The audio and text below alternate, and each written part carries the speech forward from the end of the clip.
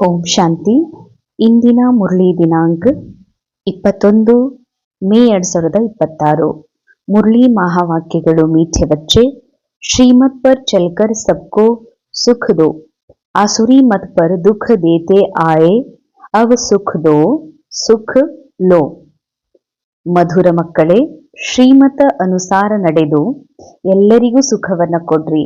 ಅಸುರಿ ಮತದಂತೆ ನಡೆದು ದುಃಖ ಕೊಡುತ್ತಾ ಬಂದಿರಿ. ಈಗ ಸುಖ ಕೊಡ್ರಿ, ಸುಖವನ್ನೇ ಪಡೆಯಿರಿ. ಬಹಳ ಸೂಕ್ಷ್ಮ ಗುಹ್ಯ ಮಾತು. ಶ್ರೀಮತ್ ಇಲ್ಲಿವರೆಗೆ ತಾವು ಸುಖನೇ ಕೊಡ್ಬೇಕಾಗಿದೆ.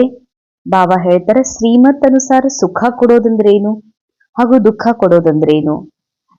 ದುಃಖ ಕೊಡೋದು ಅರ್ಥಾತ್ ಇಲ್ಲಿವರೆಗೆ ದುಃಖನೇ ಕೊಡ್ತಾ ಬಂದಿರಿ ಅಂತ ಹೇಳ್ತಾರೆ ಬಾಬಾ. ಯಾಕೆಂದ್ರೆ ಅಸುರಿ ಮತದಂತೆ ನಡೆದ್ವಿ. ಅಸುರಿ ಮತ ಅಂದ್ರೆ ರಾವಣ ನಮಗೆ ಈ ಒಂದು ಇನ್ಫಾರ್ಮೇಶನ್ ನಮ್ಮ ಬುದ್ಧಿಯಲ್ಲಿ ಹಾಕಿದ ಕಿ ನೀ ಮನುಷ್ಯ ಇದೆ, ನೀ ದೇಹ ಇದೆ, ನೀನು ಬದಲಾಗ್ತಿ, ನಿನ್ನಲ್ಲಿ ಬದಲಾವಣೆ, ಎಲ್ಲರೊಳಗೂ ಬದಲಾವಣೆ, ನೀವೊಂದಿನ ಸಾಯ್ತಿ ಅನ್ನುವಂತಹ ಏನ್ ನನ್ನ ತಲೆಯೊಳಗೆ ಕುತ್ಕೊತ್ತು. ಆಗ ನಾವು ತಿಳ್ಕೊಂಡ್ವಿ ನಾನು ಮನುಷ್ಯ ಇದ್ದೀನಿ, ನಾ ಸಾಯ್ತೀನಿ ಅಂತ. ಆಗ ನಾವೆಲ್ಲರೊಳಗೂ ಕೂಡ ಇನ್ನೊಬ್ಬರನ್ನು ನಾವು ಮನುಷ್ಯ ಅಂತಾನೆ ತಿಳ್ಕೊಂಡ್ವಿ, ನಾವು ಆತ್ಮ ಅಂತ ತಿಳ್ಕೊಳ್ಳಿಲ್ಲ. ಮನುಷ್ಯ ಅಂತ ತಿಳ್ಕೊಂಡು ಇವರು ಒಂದಿನ ಸಾಯ್ತಾರ, ಇವ್ರು ಪೇಷಂಟ್ ಅದಾರ. ಸೊ ಅದ್ರ ಜೊತೆಯಲ್ಲಿ ಪಾತ್ರದೊಳಗ ಸಿಕ್ಕಿರುವಂತಹ ಮನುಷ್ಯ ಜೀವನದ ಪಾತ್ರದೊಳಗ ವಿಭಿನ್ನ ಅವಸ್ಥೆಗಳು. ಪಾಪ ಇವ್ರು ಚಿಕ್ಕವ್ರದಾರ, ಇವರು ಬಡವರದಾರ, ಇವರು ಸ್ವಲ್ಪ ಕಪ್ಪದಾರ, ಅಥವಾ ಇವರು ಅಶಕ್ತದಾರ.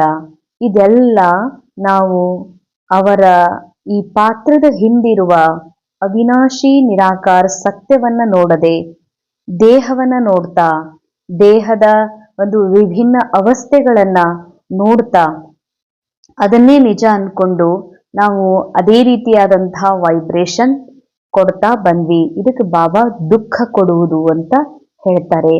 ಅಂದ್ರೆ ಒಬ್ಬ ಬಡವನ ರೋಲ್ ಪ್ಲೇ ಮಾಡ್ತಾ ಇರುವಂತಹ ವ್ಯಕ್ತಿ, ಕಡು ಬಡತನ.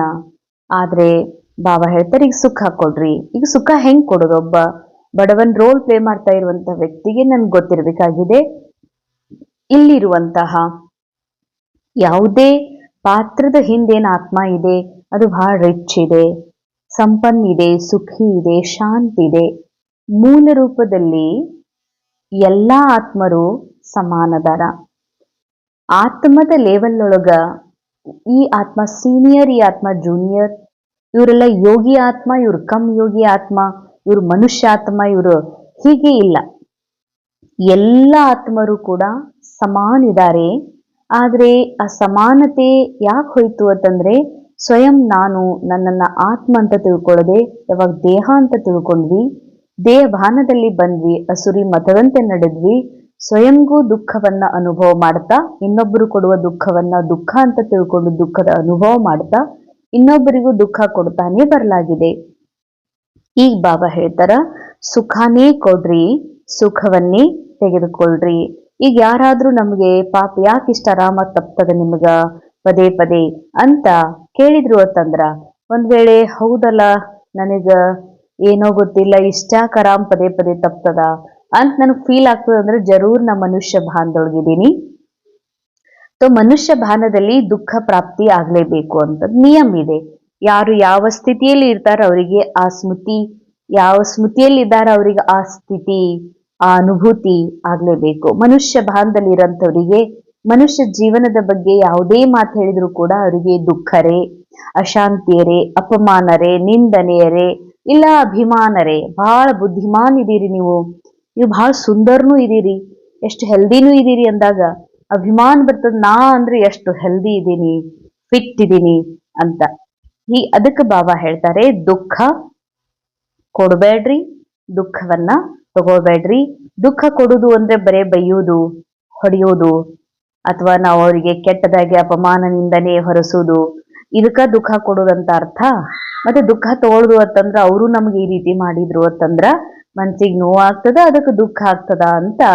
ಇದು ಮೇಲ್ಮೇಲಿನ ಮೋಟಾ ರೂಪದ ದುಃಖ ಕೊಡೋದು. ಆದ್ರೆ ದುಃಖ ಕೊಡೋದು ನಿಜವಾದ ಅರ್ಥ ಅವರ ಅಸ್ಲಿ ಸತ್ಯವನ್ನ ನೋಡದೆ, ಅವರ ಸುಖ ಸ್ವರೂಪ ಸುಂದರ ಸ್ವರೂಪವನ್ನ ನೋಡದೆ ದೇಹ, ಈ ಪಾತ್ರದ ವಿಭಿನ್ನ ಅವರ ಒಂದು ಸ್ಥಿತಿಗಳನ್ನು ನೋಡಿ, ಮಾತಾ ಆಗಿರುವ, ಪಿತಾ ಆಗಿರುವ, ಮಗಳಾಗಿರುವ, ಪೇಷಂಟ್ ಆಗಿರುವ ಈ ಅಭಿನಯಗಳನ್ನ ನೋಡ್ತೀನಿ ಅಂತಂದ್ರೆ ಇದೇ ದುಃಖ ಕೊಡೋದು.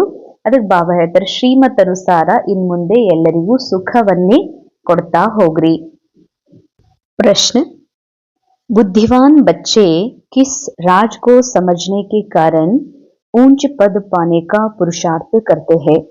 ಬುದ್ಧಿವಂತ ಮಕ್ಕಳು ಯಾವ ರಹಸ್ಯವನ್ನ ತಿಳಿದುಕೊಂಡಿರುವ ಕಾರಣ ಶ್ರೇಷ್ಠ ಪದವಿ ಪಡೆಯುವ ಪುರುಷಾರ್ಥವನ್ನ ಮಾಡುತ್ತಿರುತ್ತಾರೆ? ಯಾಕೆಂದ್ರೆ ಸಂಗಮ ಯುಗ ಶ್ರೇಷ್ಠ ಪದವಿ ಪ್ರಾಪ್ತ ಮಾಡಿಕೊಳ್ಳುವಂತಹ ಸಮಯ. ಅದಕ್ಕಾಗಿ ಮಾಡುವ ಏನು ಪುರುಷಾರ್ಥ ಇದೆ ಇದು ಎಲ್ಲರಿಗೂ ತಿಳಿಯೋದಿಲ್ಲ ಅಂತ. ಎಲ್ಲರೂ ಶ್ರೇಷ್ಠ ಪದವಿಗಾಗಿ ಪುರುಷಾರ್ಥ ಮಾಡೋದಿಲ್ಲ. ಯಾರಿಗೆ ಒಂದು ವಿಶೇಷ ರಹಸ್ಯ ತಿಳಿದಿದೆಯೋ, ಬುದ್ಧಿಮಾನ್ ಇದ್ದಾರೋ, ಅವರೇ ವಿಶೇಷ ಶ್ರೇಷ್ಠ ಪದವಿ ಪಡೆಯೋದಕ್ಕಾಗಿ ಪುರುಷಾರ್ಥ ಮಾಡ್ತಾರೆ. ಅದು ಯಾವ ರಹಸ್ಯ? उत्तर, वे समझते हैं कि यह दुख और सुख हार और जीत का खेल है. अभी आधा कल सुख का खेल चलने वाला है, वहां किसी भी प्रकार का दुख नहीं होगा. अंडरलाइन.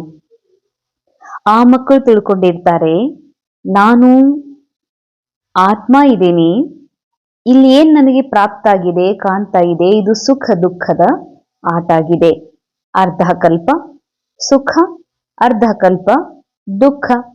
ಈಗ ಸುಖದ ಆಟ ಆರಂಭ ಆಗಲಿದೆ. ಆ ಸುಖದ ಆಟದೊಳಗ ನಾವು ಎಂಟರ್ ಆದ್ವಿ ಅಂದ್ರೆ ನಮ್ಗಲ್ಲಿ ಯಾವುದೇ ಪ್ರಕಾರದ ದುಃಖ ಪ್ರಾಪ್ತಿ ಆಗೋದಿಲ್ಲ. अब नई राजधानी आने वाली है, उसके लिए बाबा अपना परम धाम छोड़कर हम बच्चों को पढ़ाने आए हैं. अब पुरुषार्थ कर ऊंच पद लेना ही है. ಈಗ ಹೊಸ ರಾಜಧಾನಿ ಬರಲಿದೆ. ಅದಕ್ಕಾಗಿ ಸ್ವಯಂ ಪರಮಾತ್ಮ ತಂದೆ ತಮ್ಮ ಪರಂ ಧಾಮವನ್ನ ಬಿಟ್ಟು ಮಕ್ಕಳಿಗೆ ಓದಿಸೋದಕ್ಕಾಗಿ ಬಂದಿದ್ದಾರೆ. ಅಂದ ಮೇಲೆ ಈಗ ಪುರುಷಾರ್ಥ ಮಾಡಿ ಶ್ರೇಷ್ಠ ಪದವಿಯನ್ನ ಪಡಿಬೇಕಾಗಿದೆ. ಹೊಸ ರಾಜಧಾನಿಯ ಸ್ಥಾಪನೆ ಅಂದ್ರೆ ಮನಸ್ಸಿನೊಳಗ ಸಂಗಮ ಯುಗದಲ್ಲಿ ಹೊಸ ರಾಜಧಾನಿಯ ಸ್ಥಾಪನೆ ಆಗ್ತದ. ಹೊಸ ರಾಜಧಾನಿ ಅಂದ್ರೆ ಹೊಸ ಥಾಟ್ ಪ್ಯಾಟರ್ನ್ಸ್, ಹೊಸ ಸಂಸ್ಕಾರ, ದಿವ್ಯ ಸಂಸ್ಕಾರಗಳು, ದೈವಿ ಗುಣಗಳು ರೋಲ್ನಲ್ಲಿ ಕಾಣುವಂತಹ ಈ ಒಂದು ರಾಜಧಾನಿ ಸ್ಥಾಪನೆ ಆಗ್ತದ. ಆ ರಾಜಧಾನಿ ಒಳಗ ಮನೋಸ್ಥಿತಿ ಇರ್ತದ, ನಾನು ಆತ್ಮ ಅನ್ನುವಂಥದ್ದು. ಹಾಗೆ ನಾನು ಆತ್ಮ ಅಷ್ಟೇ ಅಲ್ಲ, ಎಲ್ಲರೊಳಗೂ ಆತ್ಮದ ಸತ್ಯವನ್ನ ನೋಡುವ, ಎಲ್ಲರಲ್ಲೂ ಸಮಾನತೆ, ರೋಲ್ನಲ್ಲಿ ಭಲೆ ರಾಜ ರಾಣಿಯಾಗಿರ್ಲಿ, ಆದ್ರೆ ನಾವು ಆತ್ಮ ಅನ್ನುವಂತಹ ಸಮಾನ ಭಾವ, ಒನ್ನೆಸ್, ನಾವೆಲ್ಲರೂ ಒಂದೇ ಇದೀವಿ ಅಂತ. ಸಮಾನ ಇದೀವಿ ಅಂತಂದ್ಮೇಲೆ ಎಲ್ಲರೂ ಒಂದೇ ಇದೀವಿ. ಹಾಗೂ ಒಂದೇ ಯಾವ ಅರ್ಥದಲ್ಲಿ? ನಾವು ಸುಖಿ ಇದ್ದೀವಿ, ನಾವೆಲ್ಲ ಆತ್ಮ ಅವಿನಾಶಿ ಇದ್ದೀವಿ ಅನ್ನುವ ಸ್ಮೃತಿ ಇರ್ತದ. ಅದಕ್ಕೆ ಬಾಬಾ ಹೇಳ್ತಾರ, ಇಂಥ ಒಂದು ರಾಜಧಾನಿ ಒಳಗ ಎಂಟರ್ ಆಗ್ಬೇಕು ಅಂತಂದ್ರೆ ಅಂತಹ ಪುರುಷಾರ್ಥ.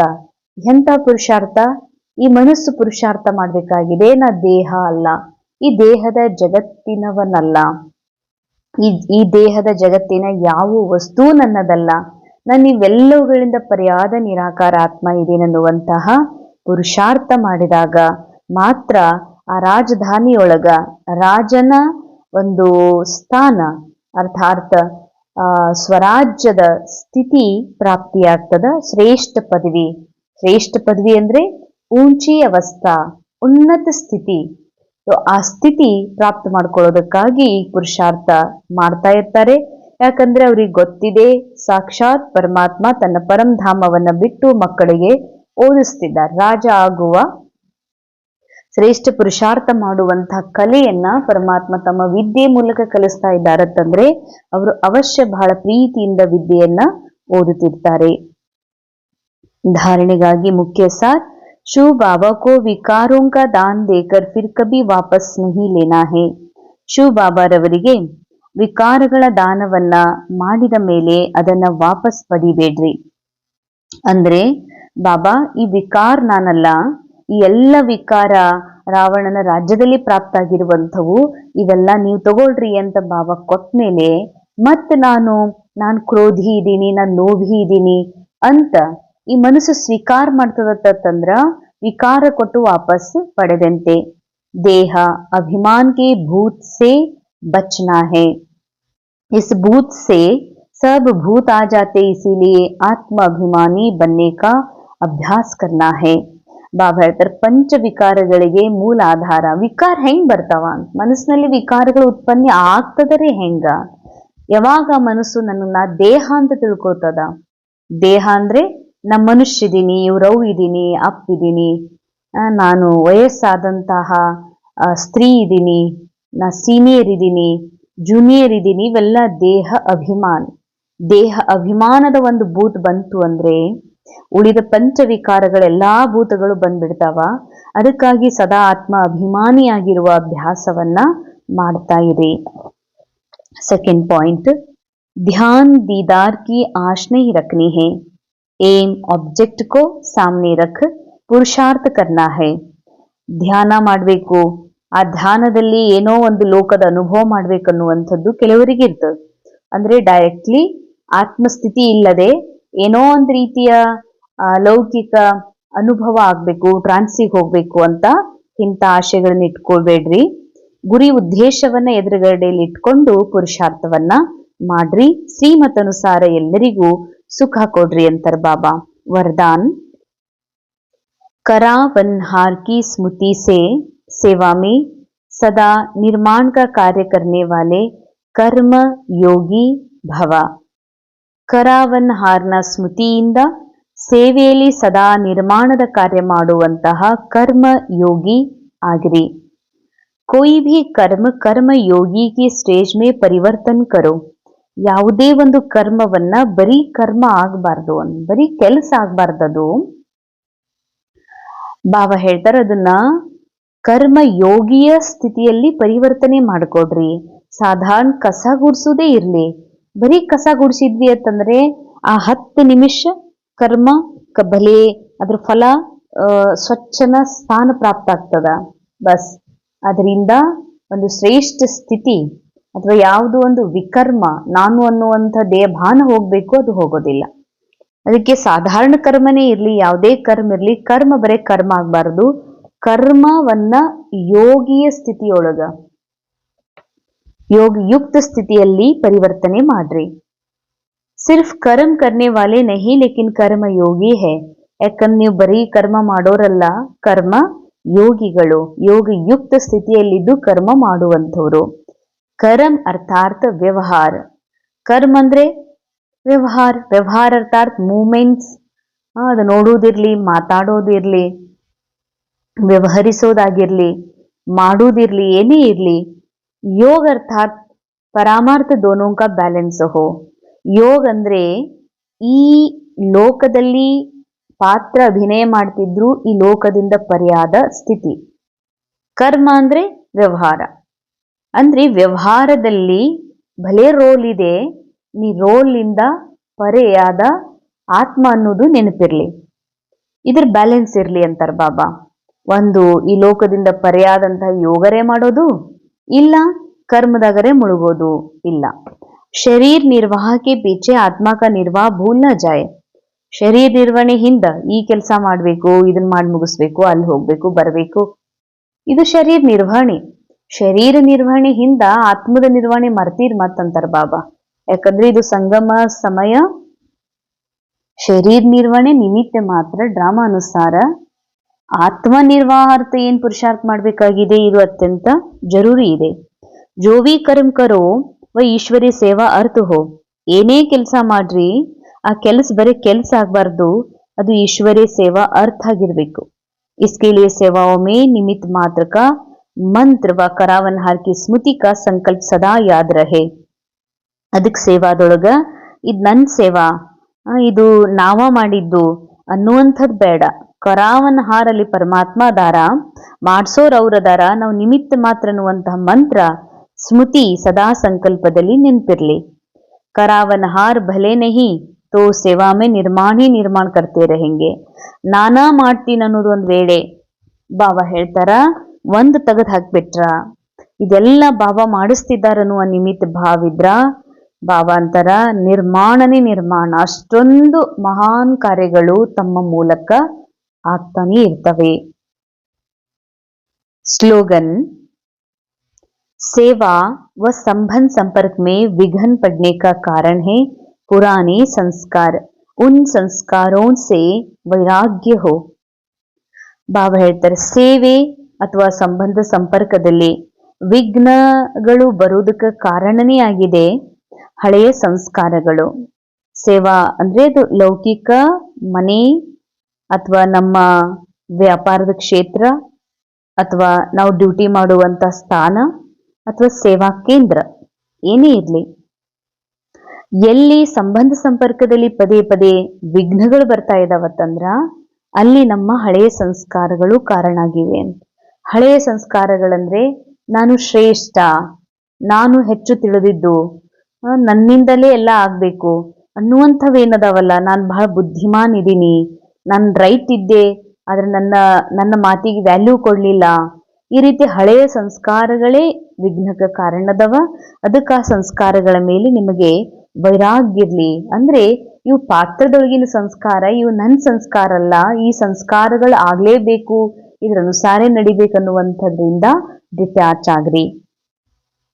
श्लोक, अव्यक्त इशारे सदा अचल अडोल एक रस स्थिति का अनुभव करो. सभी से श्रेष्ठ तख्त बाप दादा के दिल तक नशीन बनना है. ಎಲ್ಲಕ್ಕಿಂತ ಶ್ರೇಷ್ಠ ಸಿಂಹಾಸನ ಅಂದ್ರೆ ಪರಮಾತ್ಮನ ಹೃದಯದ ಸಿಂಹಾಸನ ಅಧಿಕಾರಿ ಆಗೋದು. लेकिन इस तख्त पर बैठने के लिए पहले अचल अडोल एक रस स्थिति का तख्त चाहिए. ಈ ಒಂದು ಸಿಂಹಾಸನದ ಮೇಲೆ ಕೂಡಬೇಕು ಅಂದ್ರೆ ಅಚಲ್ ಅಡೋಲ್ ಏಕರ ಸ್ಥಿತಿಯ ಸಿಂಹಾಸನ ಬೇಕು, ಸ್ಥಿತಿ ಬೇಕು ಅಂತಾರ ಬಾಬಾ. ಏಕರ ಸ್ಥಿತಿ ಕೆ ತಖ್ತ ಪರ್ ತಬ್ ಸ್ಥಿತ ರಹ ಸಕೆಂಗೆ. ಹಾ, ಬಾಬಾನ ಹೃದಯದಾಗ ಇರಬೇಕು ಅಂದ್ರೆ ಏಕರಸ ಸ್ಥಿತಿ, ಆತ್ಮಸ್ಥಿತಿ ಬೇಕು. ಏಕರಸ ಸ್ಥಿತಿ ಮೇಲೆ ಕೂಡ್ಬೇಕಂದ್ರೂ ಕೂಡ ಏನಿರ್ಬೇಕು?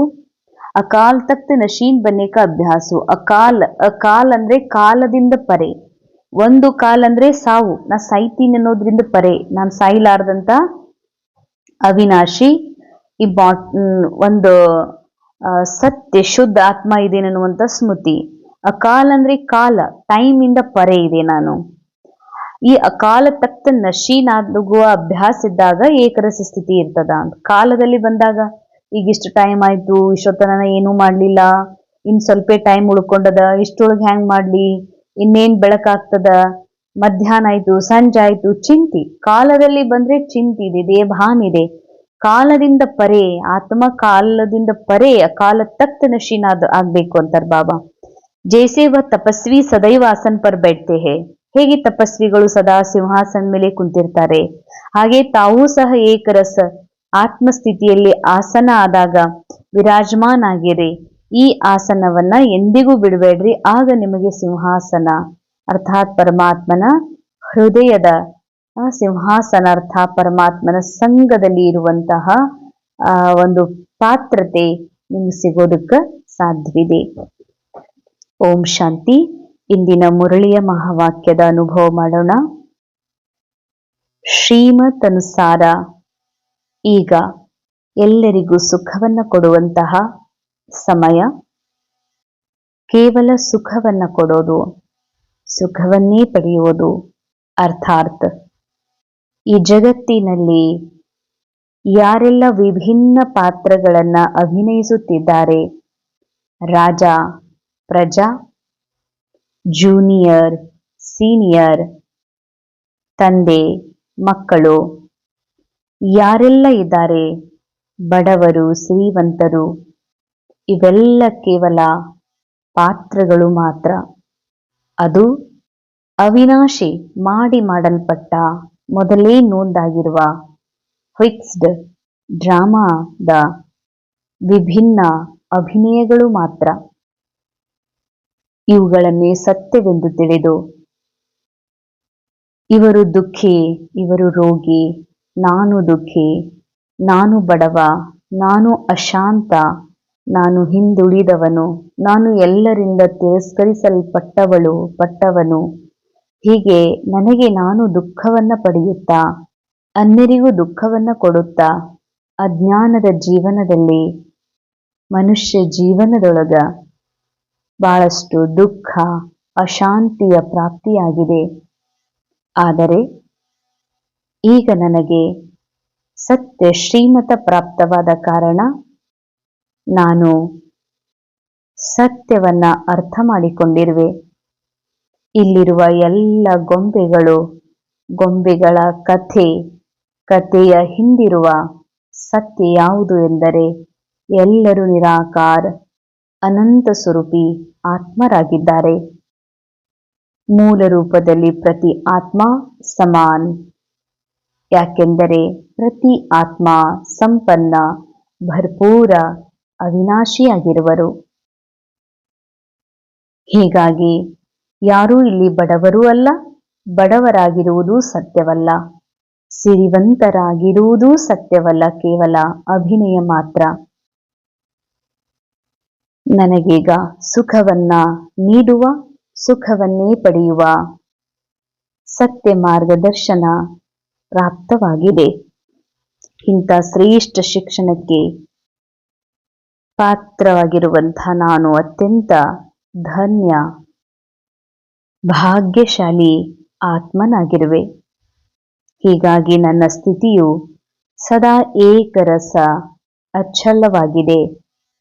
ಯಾಕೆಂದರೆ ನಾನು ಈ ಕಾಲದಿಂದ ಪರೆ ಕಾಲಾತೀತ ನಿರಾಕಾರ ಅಶರೀರಿ ಆತ್ಮನಾಗಿರುವೆನು. ಓಂ ಶಾಂತಿ, ಓಂ ಶಾಂತಿ.